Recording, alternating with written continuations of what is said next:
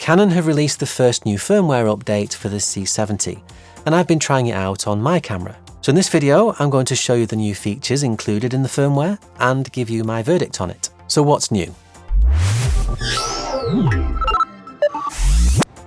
The C70 has always had pretty easy to use and reliable face tracking. You just had to make sure face detection was switched on in the menu, and the camera would then automatically detect faces and track them.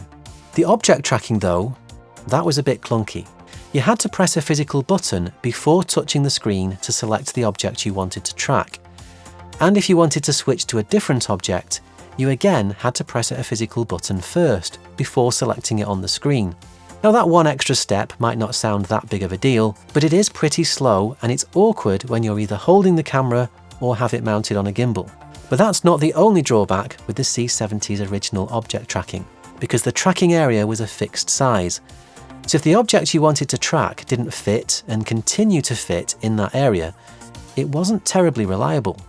With the new single touch object tracking feature in the new firmware, everything is certainly now quicker, easier and more intuitive. To use it, you first need to turn on this new whole area option in the autofocus section of the setup menu. Once you've done that, you can start tracking an object with just a single touch on the screen, and it's easy to start tracking a different object, again with just another single touch.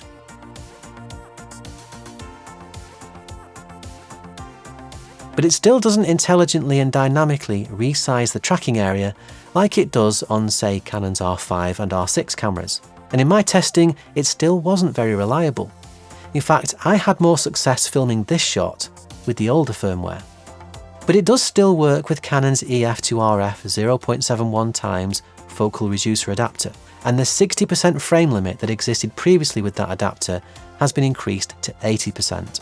So the single touch tracking is nice, but don't expect any actual performance improvements. Previously, when shooting in a log format, the in-camera Rec. 709 conversion LUT could only be applied to the built-in monitor, not over HDMI. And for me, this was always a problem in a live environment. But now, the LUT can be applied to the camera's HDMI output. I'm not sure why this was left off the original spec, but it's here now, and it is of course very welcome. Canon have also added support for a few more EF lenses when using that 0.71x focal reducer adapter. Now that's not to say that these lenses didn't work at all before, because they did. All Canon are referring to here is the ability to turn on in-camera lens corrections, like chromatic aberration correction, when mounted on the focal reducer adapter. So those are the key points, but I wanted to see if anything else had been subtly improved. Now you might recall from my original overview of this camera back in December that I complained about the size of the Waveform Monitor, which was not only far too small but also too transparent to read. So I wrote to Canon with this feedback, and I had hoped that they might have addressed it in the new firmware. And do you know what? I think it might not be any bigger, but I do think they've sorted out the transparency because I can actually read it now.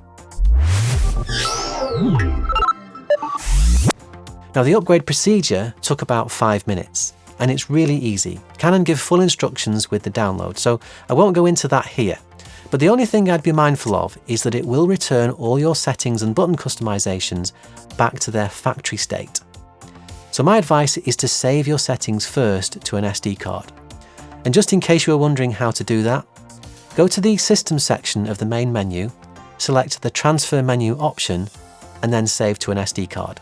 Once you've completed the firmware upgrade, you can then reload all your settings back in from the SD card via that same menu option. However, even after that, my previously dialed in white balance and exposure settings were still gone, so Canon could have made this a little bit easier in my opinion.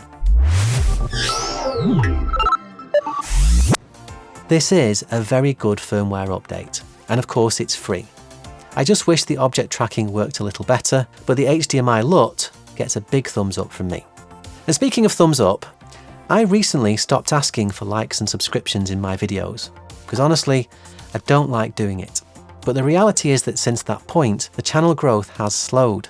So I am once again asking you to give this video a thumbs up if you found it useful, and if you want to see more content about film, sound and music production, please do consider subscribing. Okay, thanks for watching, and I'll see you in the next video.